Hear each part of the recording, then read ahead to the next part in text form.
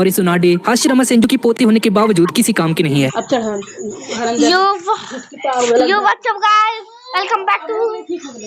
तो गाइस, जैसा कि पिछले पार्ट में हमने अभी तक देखा कि मादरा उचिहा के सीने के ऊपर हाशिरामा सेंजू का चेहरा बना होता है और मादरा सुनाडे को बहुत कुछ सुनाता है कि औरतें कमजोर हैं और इस सुनाडे हाशिरामा सेंजू की पोती होने के बावजूद किसी काम की नहीं है। और ये सब सुनकर सुनाडे मादरा उचिहा से कहती है, मादरा उचिहा, ये सोच सिर्फ तुम्हारी है, समझे? औरत को कमजोर समझना बंद करो। तुम्हारे ये फालतू के जज्बे किसी काम नहीं आएंगे। तुम कमजोर हो सुनाडे, इस बात को जान लो। मैं हाशिरामा सेंजू की पोती हूँ। मैं मानती हूँ कि विरासत में मुझे ज्यादा ताकत नहीं मिली है, पर हिम्मत बहुत ज्यादा है और इसी के दम पर मैंने अपना मेडिकल निंजुत्सु बनाया है और इसके कुछ नियम हैं जो कि मैं अपने सभी स्टूडेंट्स को सिखाती हूँ। मेडिकल निंजा होने का पहला नियम है, एक मेडिकल निंजा को कभी भी हार नहीं माननी चाहिए जब तक उसका मरीज मर नहीं जाता। दूसरा नियम, एक मेडिकल निंजा कभी सामने लड़ने के लिए नहीं जा सकती। तीसरा नियम है, एक मेडिकल निंजा को किसी भी यूनिट में सबसे आखिरी में मरना चाहिए, क्योंकि अगर वो ही मर गई तो जख्मियों को कौन संभालेगा। और चौथा नियम, जो कि सबसे ज्यादा जरूरी है, एक लड़ाकू मेडिकल निंजा को 100 हीलिंग jutsus में घुसा मारती है। पर मादरा उचिहा अपने सुसानो से खुद को कवर कर लेता है और फायर स्टाइल से सुनाडे पर हमला कर देता है। पर मिजुकागे अपने वाटर ड्रैगन जुत्सु का यूज करके उसके हमले को बेअसर कर देती है और ऊपर से ओनोई अपने हैवी वेट जुत्सु का यूज करके राइकागे के हाथ को 500 किलो का हाथ बना देते हैं। ओनोई दद्दू के पास एक खासियत है कि ये किसी भी चीज का वेट बढ़ा सकते हैं या कम भी कर सकते हैं। राइकागे मादरा उचिहा पर हमला करते हैं और मादरा उचिहा का सुसानो टूटकर दूर गिर जाता है। मादरा उचिहा थोड़ा सा संभलने की कोशिश करता है और तभी हुकागे एक जोरदार घूसा मार देती है मादरा उचिहा के सीने पर और मादरा कुछ समय के लिए अनकॉन्शियस हो जाता है। और इसी मौके का फायदा उठाकर काज़ेकागे यानी कि गारा मादरा उचिहा को अपने पिरामिड जुत्सु का यूज करके उसे सील कर देता है। ये सील हो चुका है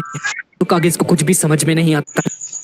सभी लोगों को मारने के बाद ताची ने तुम्हें छोड़कर पूरे क्लैन को तबाह कर दिया। उसमें इतनी हिम्मत नहीं थी कि वो तुम्हें मार सके, क्योंकि वो तुमसे प्यार करता था। सासके ये सब कुछ सोच रहा होता है और तभी सासके चिल्लाकर काबूटो से बोलता है, अपना मुंह बंद रखो, मैं कभी ओरोचिमारू के साथ था ही नहीं, मैं बस उसका यूज कर रहा था ताकतवर होने के लिए। सासके मेरी बात सुनो, मैं भी हिडन लीफ विलेज के लिए पहले काम करता था। मैं बहुत समय से हिडन लीफ विलेज का एक स्पाई था, लेकिन उन लोगों ने मुझे धोखा दिया। उन लोगों ने ठीक तुम्हारी ही तरह मुझे भी धोखा दिया। सासके, इसकी बातों में मत आना। मेरे पास एक ऐसा जुत्सु है जिसका यूज करके हम इसे पर नजर रख सके। उसने तुम्हारी मॉम को धोखे में रखा, इसलिए डांसर ने तुम्हारी तस्वीर को अलग अलग तरीके से एडिट किया। और जैसा कि तुम जानते ही हो कि तुम्हारी मॉम चश्मा पहनती थी, उन्हें ठीक से और इताची इज़नामी एक्टिवेट कर देता है और इसे एक्टिवेट करते ही इताची की एक आंख की रोशनी चली जाती है और तभी काबूटो इसके पेट में तलवार घुसा देता है। पर यह असली नहीं होता, ये एक इल्यूजन होता है। असली इताची काबूटो के सामने आकर अपनी तलवार से काबूटो पर हमला करता है, जिसकी वजह से काबूटो का एक खड़े हो, तुम पांचों को मिटाना 5 मक्खी को हराने जैसा होगा। मादरा उचिहा, तो ये है तुम्हारी असली ताकत? हाँ,